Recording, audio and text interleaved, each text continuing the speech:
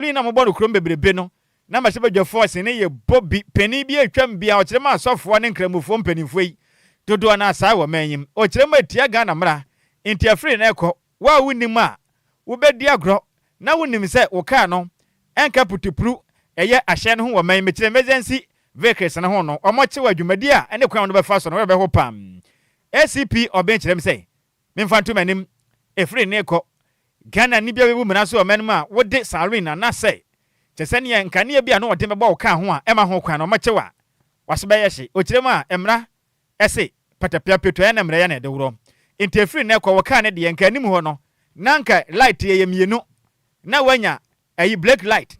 ene ute light na no ani black light ne bo ho kama en na fe nso traffic greater nanka so yirew say ye anadwoboja otuom eno pe na mu hia na de aka bia de be ka no moche wa amaga namla edewo ebeto wo level wo manyim. The whole of Western region,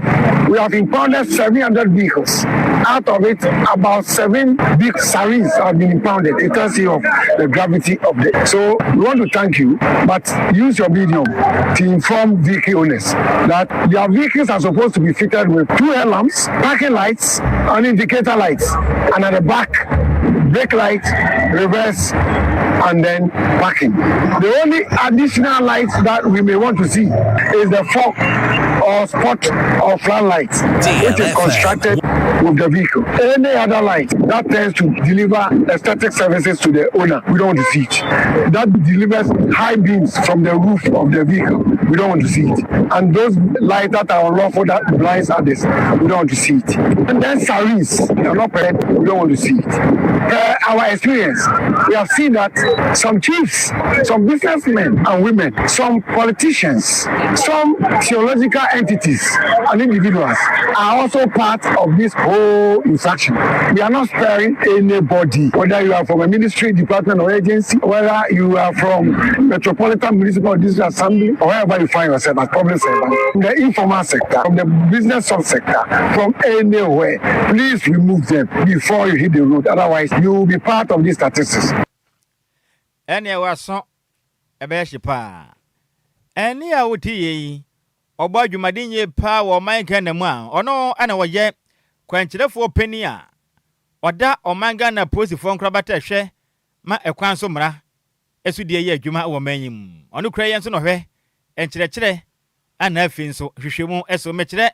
Director of Education, Research and Training Edema Police MTTD ACP Alexander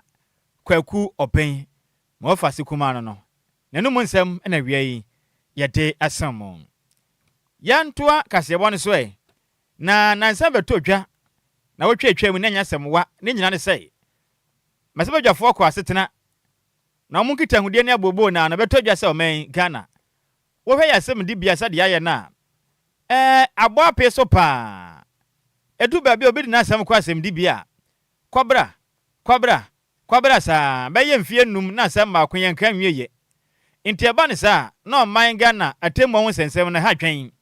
na ɔman bia so sa bemra nya adwuma ne du ba bia na adomanfo no wɔn fa ho di agura topre ne senti ɔman Ghana ɔban lawyer penny ono kran so na ɔso afɔ hwɛ ɔman 10 ne so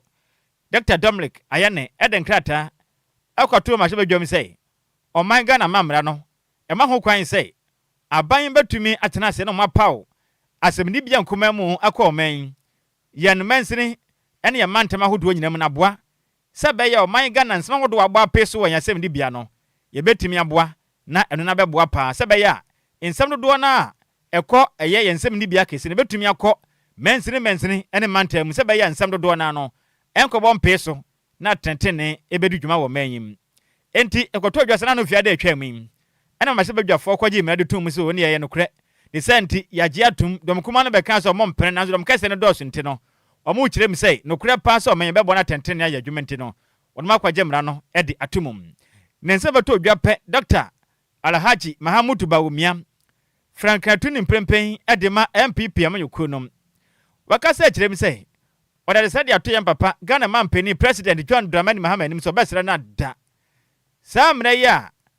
masebadwafo dodo na wɔn yɛ dom kɛse na akɔgye atum no ɔmampani yi wasra opa enye ntum sesei bamodin atena se na ne ɔman Ghana amanyoku ahodo aka ense ho mpenten kwa mobo hu kakra ne woni ɔman Ghana mu nipa wo mo ka biewom eni ho nkɔma nkɔnkan ansa na mpo wobɛsan ya wasan Dr. Alhaji Mahmoud Bawumia ade san de tudwa endo ade na yakosi ada na yakita won sabo so na toso du nkron ana wo kire me sei saa mra ya mase badwafo dom kase na akwaje atumu ya de a ha adwen pa na ɔman Ghana no ehu banya pa se mra bi ate saa no enkasa ban yutumi boa na otumi ne afoforo mo ka biewom edi nsa woso bobo hu ama Ghana fo nyina te ye ho ase ansana we ya mra nsem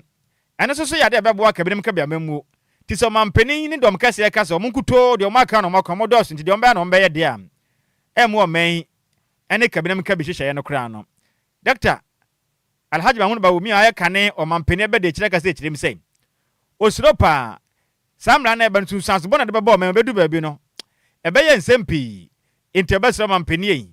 o mmie bie na som no ntie Ghana fo su frepa na sa tribuna be ne de so mampeni san na se samra ne be ye adwuma na omanyi mu ekoba se court jutum de a ebe ha adwen papa o kire mo besra ban civil society eye organizations ahoto ene adwuma nkabom kwa ahodo pi level groups ni nyina no ene ma yakwa ahodo aka nyina mampeni omamodi ya mmie na sumpa nente wodum nyina sufre ansa na mampeni atime de nsa e de ahyemna na ase Dr. Alhaji Mahmoud Bawumia kirem sei oman Ghana sani bia ya de a eda omanya koma so pam na kabinam nso ne fapim nyina agina omanyi mra so nti obesera ban omia na sum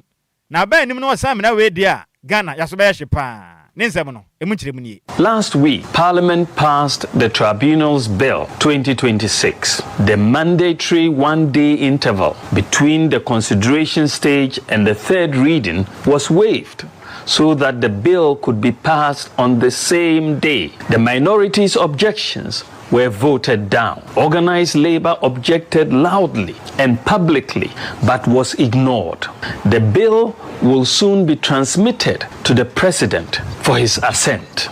I have one respectful request of President Mahama. Mr. President, do not assent to this bill. Pause and let the nation ponder and deliberate on this very important matter. Eni ensam we de Ghana mampeni yi emu dopa nti ombesere wada se wunnim na akwaje tuma oman bebre pa na no akina Franco Atini onu kura ye nso eya kane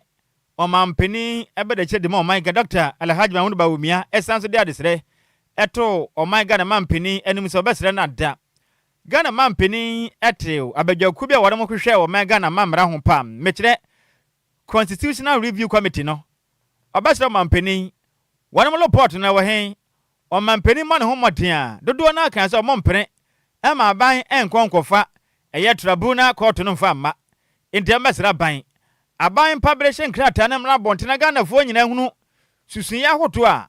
oman Ghana ne nnwumaku awdo mka biewom susun ye kire o madwen ede farm eye tribunal eye be ne ho de senti na Ghana fo nyina adwunu monte ente saa pa de omampeni yi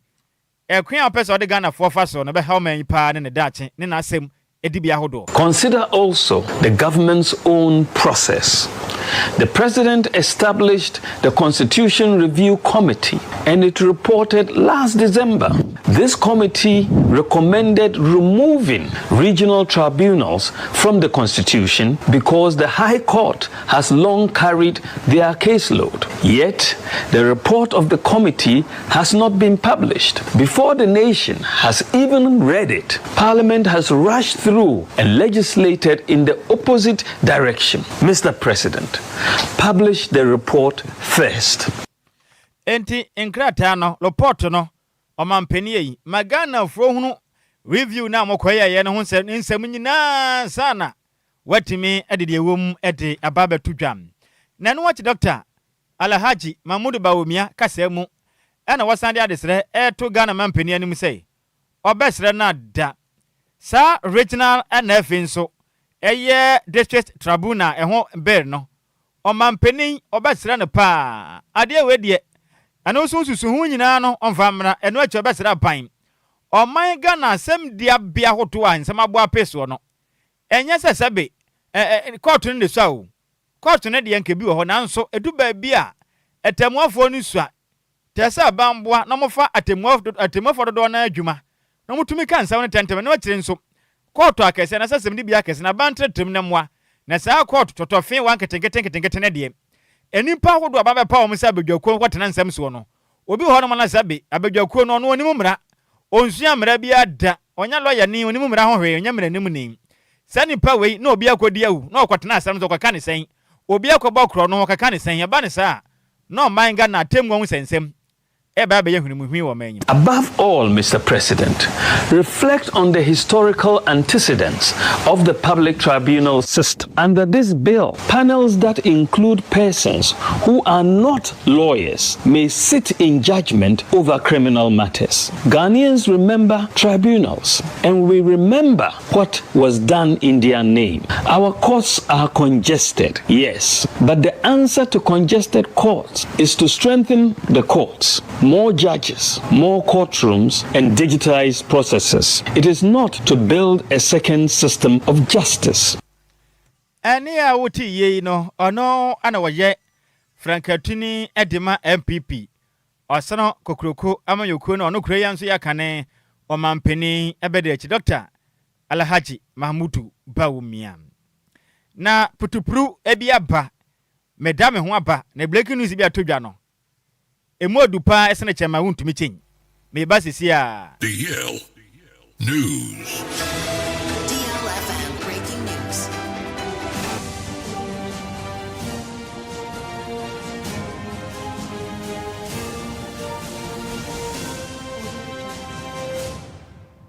DLFM breaking news.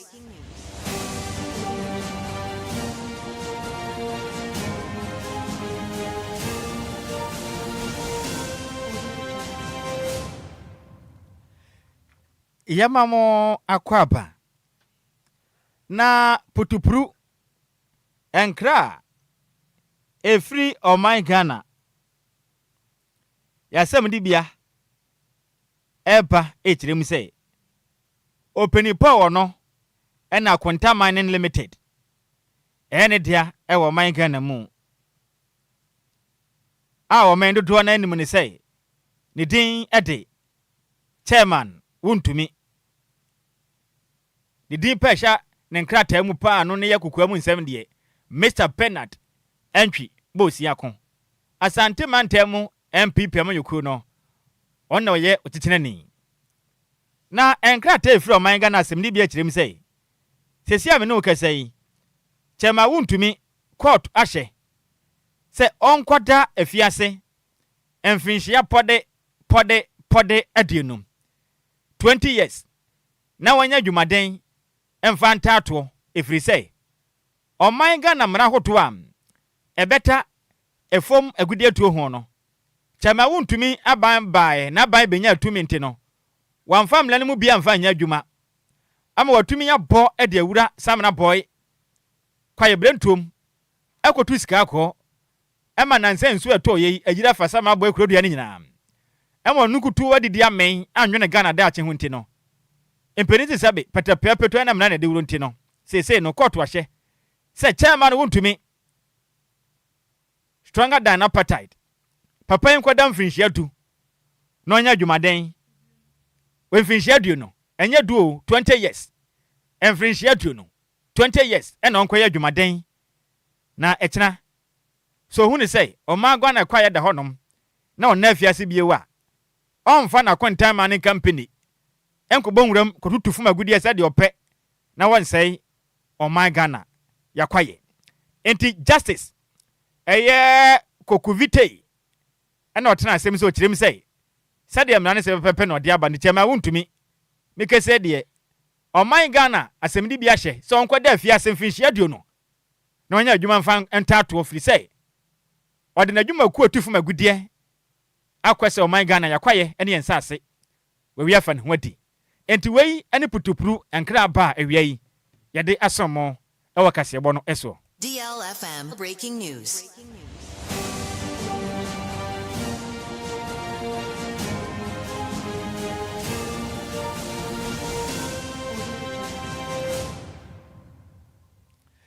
afi yemfri chema wuntumi ensemwe na yempem kwa yanim ewo MPP amanyoko no ensemu yenyina yenim sei adoa na nam hudwa so ntempe amanyoko no wamuguso wamuyi empenifo do mbeda amanyoko na no ewo mensene ene mantama hudomu aboa amanyoko no sebeya emfempem mene aduno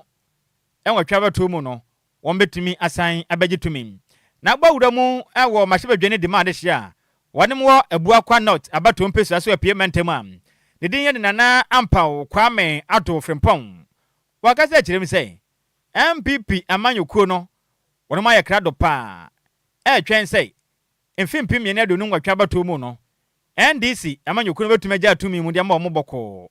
na wabehye Ghana ye kuram na wonem kirem sei sesi ame no kasei National Democratic Congress NDC amanyoko na Ghana mampeni nyamba John drama ni mahama eta no chesemu hu botra no mfa kura mfa nhye kura ne mondo mone yade a eyomonyo omuchema sesei ukoma hye badwam am domkuma no ebo adwumadene wadere pa twe aban to de sia nwem fi sei omo ehye aban sei bosha wo hye Ghana fo no ni so fi sei oba yeyi ode ono Ghana fo egura to pre e bosha hodo wo hye oman e wo mfimpim yenu ne adune nan abatomum na senior man dia de do afa ne say Chief Buffalo wakaza chense amekase de MPP amanyoko no omaye krado atumi na omotwen kekese bedure fi say wo hwe amamu a NDC amanyoko yi ene Ghana mampeni nya papa John Dramani Mahama ebu idia Enquires kra odensandu tujamra na abua kwa not abato mpesu aso wanam koto aba anamimi na etwa mu apa kanifo madam yoko nanim ena odensem yi edo tujam ewo eye creek eye recreational center na odin side tubwa o chema mfantum anim o maye krado so mbe boa akanifo mayi wo munyina cha doctor alhaji manu ba o miye sebe yakopo ya atoma emfimpi me ne donu nwatwa bato mu no MPP ebesan begitumi atawo no mani ase wo manyimu bio yo ani ahoden no enkonko so MPP ema Dr. Mahmoud Bawumia ntumi win 2028 elections o hwe yan especially yan your parliament which means we are government in waiting so o hwe say the amamu ko Ghana enkoyi na no craft system assurance committee area great minister by policy a government there by sense one share policy na say yi Ghana for ko no mti no mari ni na do na bolaisu MPP there ya ready with our leader and flag bearer say budget power campaign. They say you close here around. Yeah, reorganization. And we need the region. We have a national. Now, just share party here or form. The Pia Bontin so and near my baby car say a very Ghana for I can't say and train Kakran. And no one say I'm by moment me and Yashi. Omuguzo my excuses. Even almost about 16 months in government. Omuguzo my excuses. It's Ghana for a ready, Ghana for a willing. So on my Osuna Samba, Abetina Benya. The can say the kind of boom and we are now remaining focused. So our distraction and unnecessary political harassment, arrest now focus now. We are in this focus on Kayasha as we are more Kayasha. If I go swap Ghana, AJ, and ya wuti ye no bogramu wa my Ghana. Ya pia ya mantemu a obodwumadin ye pa say. Mahyebadwane edima de sha wodemo abua kwa not. Abato mpesu aso ewa pie mantem ne din de nana ampa kwame adofrempon ena wote ni nanu achi ana ya maame ono beye ema dom frefo de ama MPP amayoko nu kra betam ewo ebuakwa na otabato mpesu aso wenya tumi na nsenya woman organizer ne din de me wofasi Jacqueline ofosia frempon wakase James nani aso papa ono ye obi a obadwumaden dada enti amanyoko ne mananya ne mugidie dada kra ntitumi ane sakan onfa ni agro obekwa so abadwumaden aboa bodoma no MPP se be yankopon ya atoma emfimpim ne adonu nwatwa batum ne be fofofa ma wono ne yankopon ya adematum masan beji bio na ma besom mo my Ghana sompa Stadium Boss. They talk to you, Madam Enquiries, Madam team members, Madam Team Jacqueline Fonina, oh Mama Media. Wow, aside my day, I'm here in Major Day and no matter I'm a soccer. Now, me show my boss, Gideon Wom, into a bay mammy and me. Saji de Mima, oh, Moda. Mekosoya, Jumadea, my party. I'm a coming 2028. You're in Kundi, I'm MPP. Oh, I'm a Obiani said to me, kasa me piani me di me koko kra ko ya so ya mamska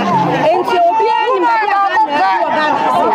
enti me se me nyanko MPP fo nyina nkran se omo me kan ye ho yo wini ye de wan wini ye nyina ye di nkunma ma MPP ba ko pe so mo na mo me kan ye ho mbom ne anya busua ba ko ne MPP tumi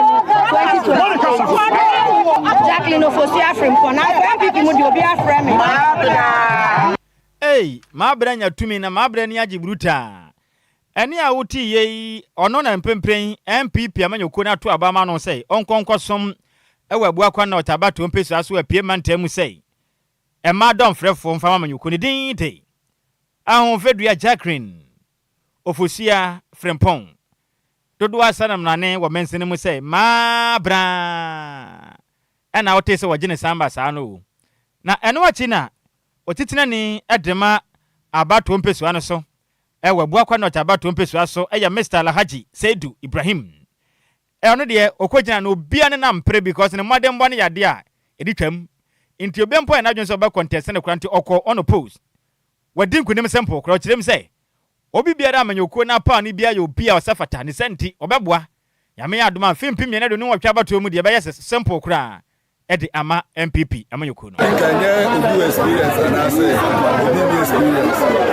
party juma de juma bia yosua enti so omo ye ni no nkyerese executive mu no omo ye ni na party ni de omo omo de enti ade ebinum kra ye juma ewo polling station and ebinum so aye constituency executive secretary no your research and elections and the last 4 years one of the call and we na assembly wa be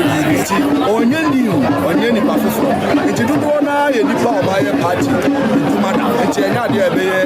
bi fufu bia ye de do de hia yo tumi na ye kwajiri 2028 no paramount eyi enya de ye we du de egusia entokwa e de se ebe ya ku ewi ye de egu echi yo ewi ni bia ye MPP ni ara be boa onye MPP in the first place ka form no ya ma no fa nti ye be kai problem that was important ye be ka obi abu ni enya ye mu 2020 because ni ye nyina 2028 ya maba omi abba na ni ye nyina ya eni ya uti ye no gbawura mu awa buakwa na otabato mpesu aso awa piemante mu awono ana woje otitina ni edema MPP osene kokroko amanyuku no ne din ade Alhaji Seidu Ibrahim ena wote ne kanama ne boyi ye nsem twere ni ko ntehine Kofi Obo Kofi Anantuo Kofi Obolo ene di free apiemante mu ebesom yen enye ize kura na yenko Facebook no so ne yankenka madwen kyene kakra ne yemfa nso ma wi afisa mo de nsem ne bia ba yankan a na ase yetwa magya edimu na wo nso aya na eya udidi gya obi a emu aya pa enti no ehu hia se be ka madwen kyere na Kofi sa me de we ni mount ya na mo wahwe wate na pomodia na hwe na prapre kyere ma me na enya se be ketu akra o manu mai teja ayiteja nyezi na Lord Jesus Christ ajonko enya beto hey na Facebook no so no Sandra Bakade abana so ma ho wa Nhyiraba Kwadwo Sammy bi o here live ready free tema free zone dear news tasty anka se wajja womruta Lumba supo achiba bia 100% emojis wadi account wadi aba nai akrokari junior tiero woni oboase ne mpatem oboase akrokari de amnyame kuroma wadi aba na wo kire mi say one de shatter whole Ghana edi am de friend na no tielo shatter the whole Ghana akrokari why member di ma MPP media patriots mate na wo kire so here live the free one na in fact odi nchaka se akra de ma ayi chairman Adai Poku Akins second vice chairman hofo the MPP asante mantemu the whole junior tiero shatter the whole Ghana akrokari no mo vice super fancy there yay the whole Ghana na David Akono the abana was dear good afternoon my name is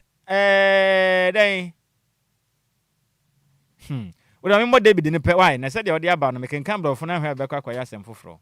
now I say in fact then hey Charlie one for message in ntwere ho na said ye kon de obetumi afura wo fani emwa me na master plan junior kintampo de aba na we say communication officer de mark kintampo not MPP ana wo kire mi so obesere Ghana man pani so womode ama nani emfa nko LGBTQ+ bill ne ho pa ne nya Ghana fo pam na Ghana fo ya de a o mani je ho papa ne mom sa regional tribunal eno de ya India ya de Ghana fo pekra nti LGBT na Ghana fo nya on sign wo no na o de check ese ama honorable Naomi Akosua Owusu incoming Greater Accra Regional women's organizer ochiane pa na Hansen die do aba na so ma ya ho Sammy B oda ya sepana dwumade an ye bosom o men no highlife edifra atomic hotel dance man Hansen die no sem se DLFM news no size na oda aka ho de aba wi enti enye ze kura na kofi chama wuntu me hu sa se wo kra ayi na sa na picture na wo ho me hu sa se wo kra yen enti ayi Ghana for putupru kran de ya no kwota hye se chama wuntu me sera bi kan de som mo no tumi de na konta manen onya tumi nti wo ba Facebook no so ana picture ne da so enti wo hwe a opagya ne nsa se o man Ghana we de ye krakram enti no court na kire se o man ne wo mra enti chema wuntumi se wa ban baaye na se wudi o man Ghana bro na se wa ban yoko na ntumi anka hwede a power pass power enti na mu kire se de me wofa me wofa pawo onko da fiase mfinhia no adie no na onya dwumade mfanto entato na ekina ohun ba bi a samra boyfo no foles na wana ontwam ho bie okura na watena sentimentem kumase na wakwasa yo titire ne de ama MPP nti we ne eyawra hosam de ma MPP amanyoko ni ma Ghana fo bi nso ani age afiri afam samra boyfo no so bi ani age efiri sei wo msusu se chema wontumi de o mabro pa enti samra de nato level de o mafidi ebi nso so wira ho because omuso hunu say court ne chema wuntumi ani ni ye ani adwenkyere asa na ya Ghana mran de so pechi na semna be ya adwuma ekire din entika se bo ne ye gina wo si de asi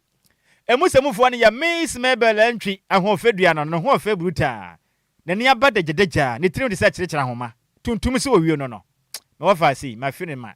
na osemu ma yen na champion Taylor ahwom boy bemo oboata otuwe yi kana asem onfa ho ono wa hwe mpo ne wahunu me wafa si onfa boga anya so afia hanom odi ekopie mu Facebook NF YouTube ma unya bi hweye na me wafa se ba enkwase ohima eboaye kase ebodemu me bobo nsam na no de besum awiei Mr. Sammy Kwa tetu abon man say DJ Gibi champion man himself ono ya adwuma wo mreda o sene dabo no wona fia ha endra wate ha sa no pensu asan ba adwuma o chinchim kase frefu ma do so me say technical producer me wafa se ma ka yesa de asuma kwa hene ono oboye ho ban huhum ni hunem ani enti yafa ho ban mo nsam ofia no mo fa spiritual ne de ono ne boye ho ban enti bibia anya ne a ya me adom e no de fa no so oboye ho ban o kenkan ni ba ko a me beso ma wie no di a meje so yo wofa o se ade ayo de wa at Nhyiraba Kwadwo Sammy B ma hotedin ene bantwere bona na otafrija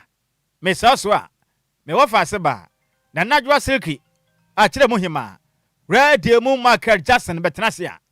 one me wafa se kwame yafum anafi me wafa se ba kuma sexy journalist omo bai dira adwuma de na ba beso me Daddy Lumba ene de ma de fan say Daddy Lumba's Monday special Daddy Lumba's Monday special tene ya papa da na watwin so ya da son kon yesi won me de ka no